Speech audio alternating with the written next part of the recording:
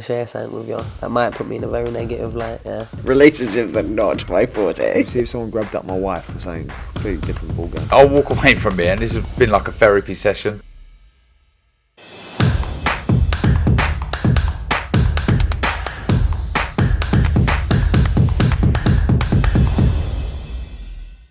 This is Umar Ahmed for IFL TV, proudly sponsored by Everlast. Well, you're not out here, Frank, in Saudi Arabia, but yeah, we're having to do this over Zoom because I've just got here as of last night. How are things, Frank? How are you?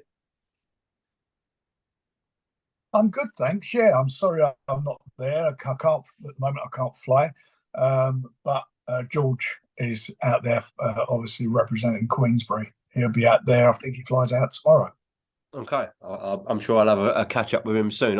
Although he's not a massive fan of interviews, not as big as you, anyways. I'd much rather read DAZN. Frank, before we talk about this, He talks more sense than me. Frank, before we talk about this week in Saudi Arabia, let's just go back to your call. I know I spoke to you straight after David Adeleye and Mark Chamberlain's wins, but yeah, how do you reflect on their wins and the whole card? Well, the whole card I thought was really exciting. I mean, it's all our young talent, and I thought all of them put in sterling performances, some really good stoppages there, and showed the depth of what we're where we are at Queensbury with all these young fighters that we're promoting and bringing through. I mean, I thought it was an excellent show. It was well received. Good atmosphere. We were sold out, but it was a good atmosphere, and I thought David really showed what he's been learning over the last few months over in the States with his new trainers. And I thought the knockout was a superb knockout. Whoever he had caught with that shot, he would have taken most guys out easy with it. It was a really good performance and a great finish by him. I was really pleased with that against an undefeated fighter who fancied the job. You said straight after to me that bring on Fabio Wardley. So I'm guessing a few days after, same position. Yeah, I think that's a good fight. I think it's a good fight for both the boxers. So that's a sellable fight, and obviously they've got their opinions. They'd win it, and I think that our man will win the fight. But anyway, let's try and get it done. In the meantime, I am going to push the Boxing Board of Control to install David as the mandatory, whatever happens. So down the road, that fight will happen if we can't do it voluntary on a voluntary basis. Yeah. Just before that fight, we saw Mark Chamberlain with another very impressive win. Are we going to see this fight with Sam Noakes this year, you reckon? Look, I think that fight at the end of the year is going to be a really big fight for both of them. I mean, they're two really good quality young boxers who've come through, who've been learning their trade. Mark was a fantastic performance. It was he showed a lot of discipline and broke his man down, and the ending I thought was a brilliant ending. That fight is a great fight. Sam is he's a bit of a revelation as well. I mean, with him you're always going to get excitement. He's a big puncher. He's very fit. He was there on the night. I know he fancies it. I know Mark fancies it.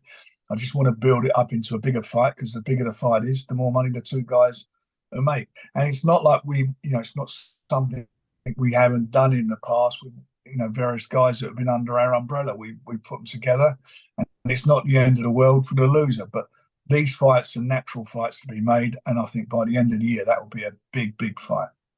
Okay, good stuff. Right, let's come on to this week then, live on BT Sport Box Office. It's finally on. The truth comes out between Jake Paul and Tommy Fury. £19.95 on BT Sport Box Office. Expecting a lot of pay-per-view buyers this weekend, Frank? Well, if you go by the amount of publicity this fight's got, and you go by the amount of followers, I should think it'd be a burster. I'm quite sure it would be. But for me, it's very difficult to talk about one guy who's had 6 fights and one who's had 8 fights, and it's an 8-round. To be very honest, it's very difficult to talk about his. But you know what? All the backwards and forwards, all the the fact that they've got big followers, the pair of them, all the fact that they've got a real ready on Sunday. Who can fight? Who can do the business? And that's what it's going to be about. That's at the end of the day, who can fight? Let's see. We're going to see on Sunday who comes through this, because all the rest of the stuff doesn't matter. What's going to matter when that bell goes is when they get down on it, who is standing at the end. Because it won't go the distance. It's going to be who is standing at the end. I know you think Tommy Fury wins, and if he does win, Jake Paul has an option to activate a rematch clause. So that's the scenario if Tommy wins and one you expect to happen. Let's just say, maybe from a boxing point of view, the unthinkable happens, Frank. But Jake Paul is a bookie's favourite. If Jake Paul wins, how do you navigate Tommy's career after that? Well, it's like all these things. It depends how you lose a fight. I mean, at this stage of the game, what's Tommy had? 8 fights. 8 fights. He's a novice. He's fighting now in an 8th round. He's not had a 10-round fight yet. Fighters get beat, especially at this stage of their careers, and come back. But it's the manner of how you get beaten. It's the manner of how you come back and what you learn from it if you get beat. That goes for Jake as well. I mean, because he's a novice. He's just taken a boxing license out. He's taking it very seriously, as we all know, as Tommy does, as being having an amateur background and also having, as we said, 8 fights. It is what it is now, and it's this bloody, someone's ringing me. Sorry, that's Tyson. I'll have to call him back in a minute. I'll call him back. Let's do this, and I'll call him back. Okay. Go on. So it's the manner. So sorry. So it's the manner of how we make it. How we how either of them how the loser deals with it, and there we are. But it's captured so much imagination. I mean, so many people talk to me about it, and they talk about it. As a it is whatever way you want to look at it. It's become a huge fight, and that's how they talk about it. But we'll see on Sunday, when all the talking stops, who's the real deal. Well, as I said, if Jake does win, the WBC have said they're going to rank him. What are your thoughts on that, Frank? If he wins, he wins, doesn't he? If he wins, if they rank him, that's up to them. I mean, we'll see see what happens. I mean, if they're going to rank him, are they going to rank Tommy?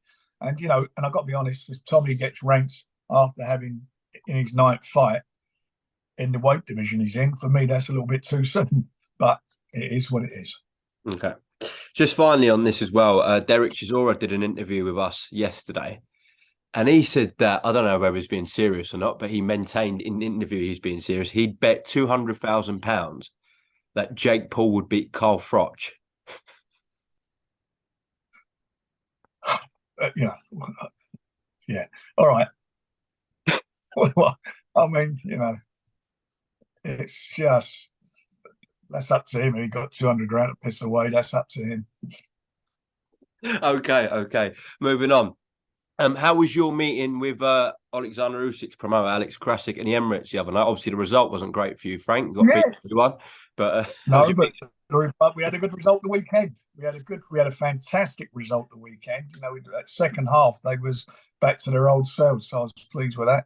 It was good, and Man United, Man City fell over as well, getting that draw. So it's really interesting. It's a really interesting scenario at the top. Getting back to the most important stuff, though, is that we are still having discussions. There's a few things we've got behind that. We're just moving forward slowly, but hopefully, surely. Okay. You've said to me that, and it's been widely reported, April 29th, Tyson Fury will box no matter what happens in this situation.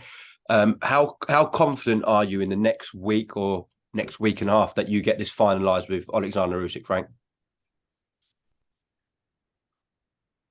Well, I'm just hoping we will get it done.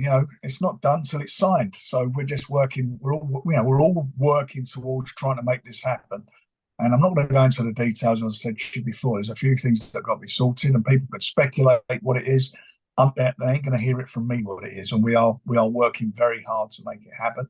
And I know I keep saying, next couple of days, when it's we've got a deadline. The deadline is the 29th of April. That's when Tyson wants to be out, and that's what will happen. I hope that he will be out on the 29th. That's what we're working towards, and we all want it to be Usyk. Mm-hmm. Well, social media rumours about potentially a fourth fight with Deontay Wilder happening. Do you have any knowledge of that, Frank? Well, we've had no conversations, and I don't know what's happening at the moment with him, because I spoke with his manager yesterday,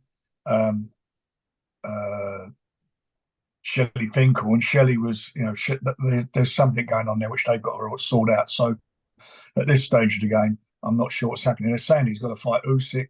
Usyk. He's got to fight Ruiz. So who knows what's going to, who knows?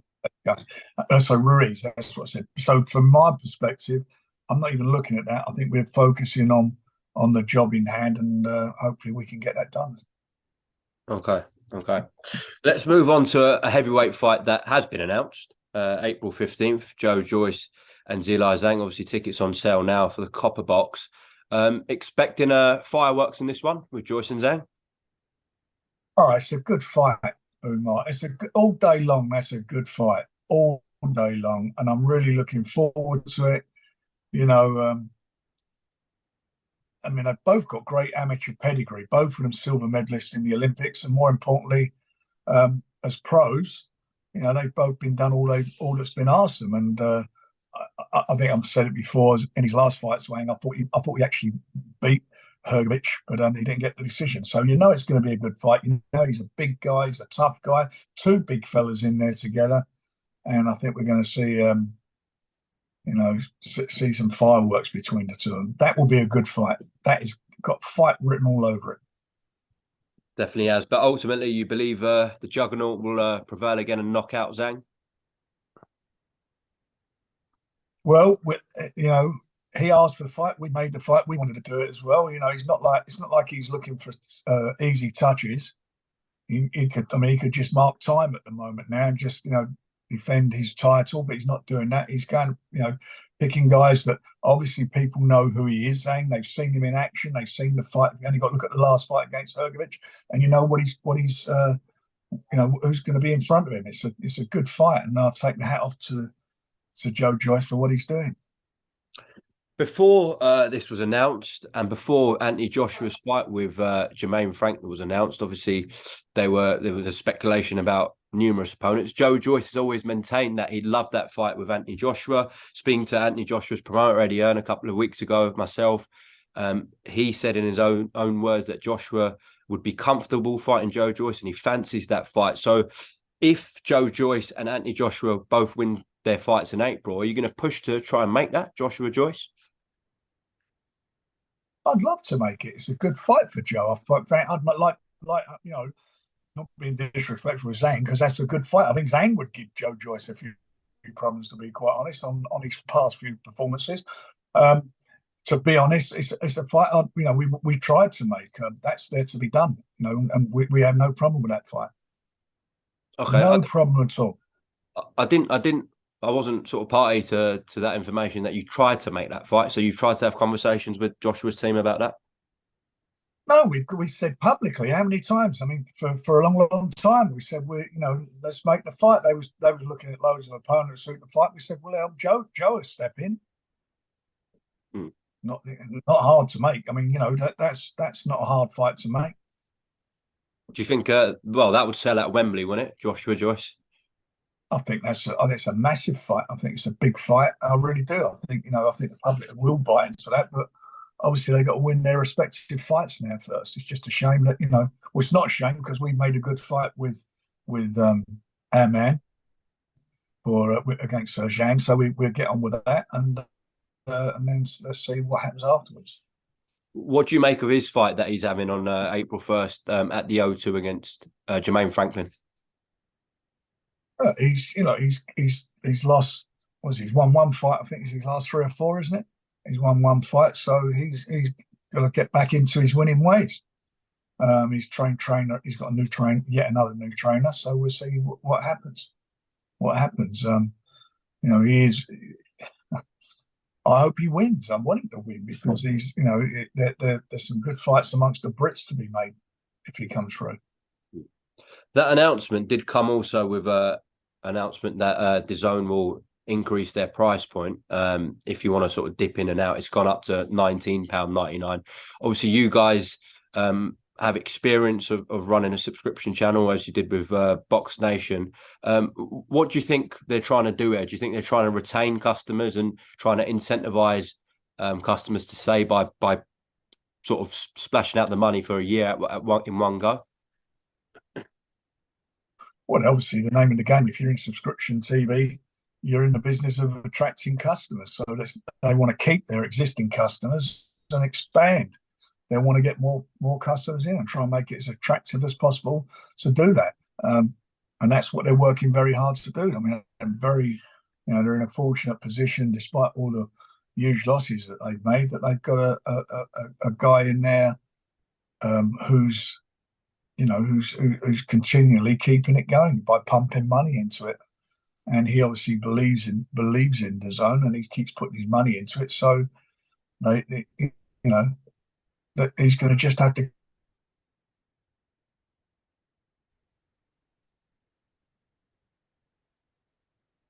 Bloody phone this morning.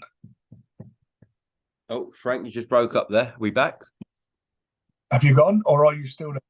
I'm still here. My phone keeps ringing. Go on, mate. Go on, carry on. Yeah, no, I got the end of that. Just a couple of more things on the heavyweight division, Frank. Daniel Dubois, is there an update on him? When do you want him out?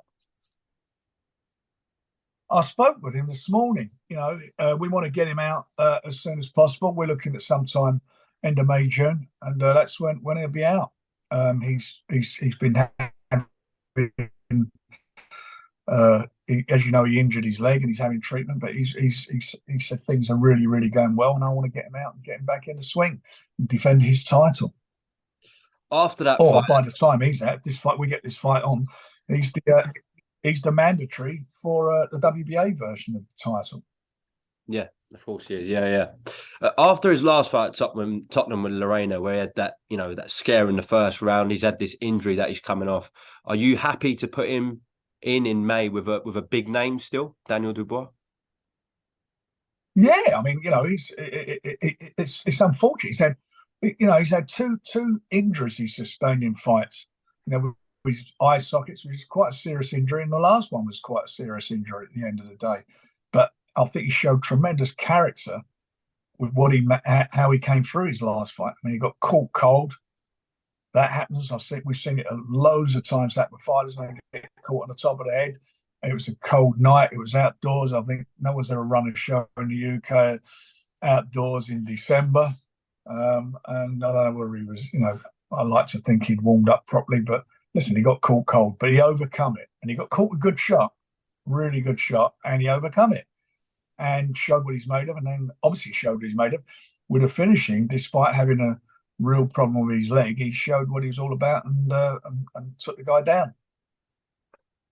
Talking about mandatory positions, the IBF put out that they're going to order Ruiz v Hrgovic in a IBF final eliminate, and purse bids are due February 28th. So if a deal can't be made there before Feb 28th, are yourselves and Queensbury going to look at this to bid?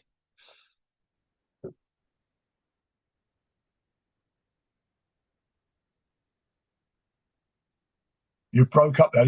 As soon as you asked me where I was going to bid. Yeah. Just as I said, are you going to make a play for this? Are you going to bid? I can't hear. You break out. You've got a real bad line here, and it's not me for a change. No, it's not you. It's not you. Definitely, it's my. It's the Wi-Fi in the hotel. Can you hear me now? Yeah. I can hear you now. Yeah. All right. Yeah. Just gonna repeat that question. Yeah. Purse bids due for Andy Ruiz Jr. and Filip Hrgovic Feb 28th via the IBF. Are you gonna make a bid for this fight?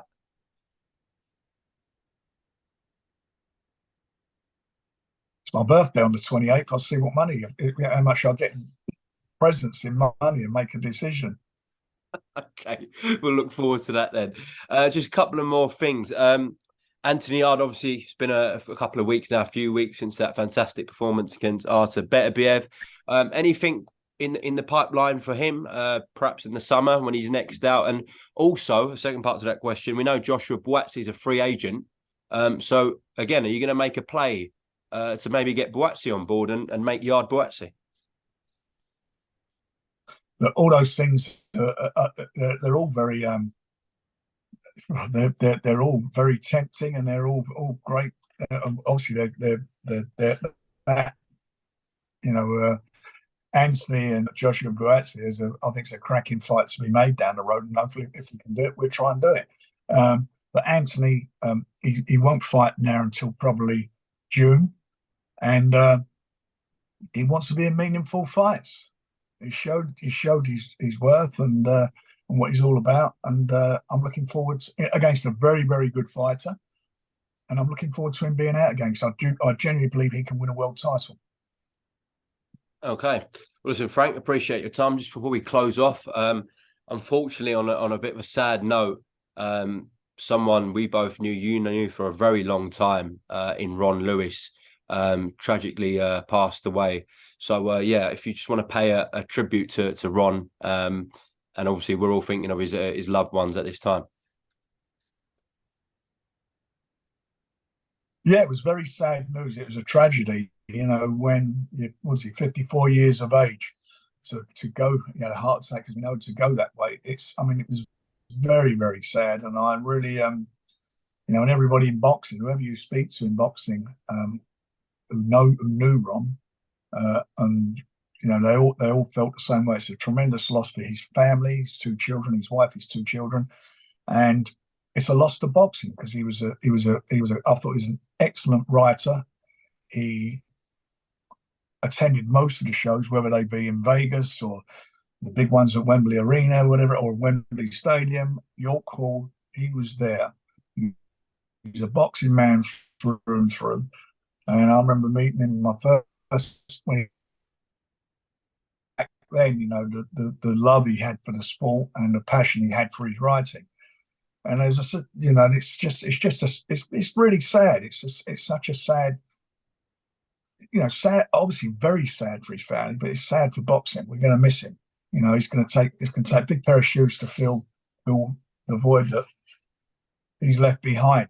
And all we can do is hope that, you know, the respect that he's got in from the people in his profession and from the people in boxing gives his family some comfort, knowing how well he was appreciated and how much he was loved by the boxing fraternity. And I hope that gives them some support in these sad times for them. Well said, Frank. Yeah, I'm sure everyone watching this and who knew Ron personally shares those sentiments. Frank, thank you for your time, and I will see you when I'm back from Saudi. Sorry, just one thing. Yeah, of course. Sorry, one other thing. Also, Dickie Davies was on ITV. He fronted up the world of sport many years, and also boxing on ITV. He passed away. He was another great icon of broadcasting. You know, tremendous front man. You know, heading up the program. He was just a really nice man. Great guy to work with. And in my very early days, he was there presenting our shows, and again, he'll be sorely missed, and condolences go to his wife and his children. Well said once again, Frank. Thank you for your time. All good? Yeah, all good. And yeah, this Sunday live on BT Box Office, Jake Paul v Tommy Fury. See you when I'm back in London. Thank you, Frank. See you there. Bye, Omar.